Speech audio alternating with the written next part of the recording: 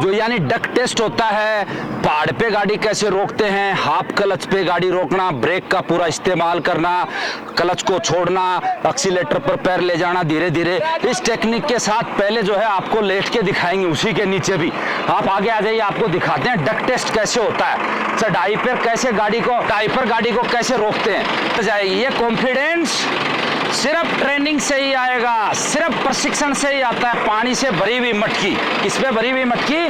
पानी से भरी हुई मटकी, और आपको यहाँ पे हम दिखाएंगे, अभी उस्ताद ने यहाँ रख दिया और बिल्कुल टच करके 1 इंच भी गाड़ी पीछे नहीं जाएगी। अभी देखेंगे जैसे ही बिसल मारेंगे और गाड़ी आगे आएगी। हाँ,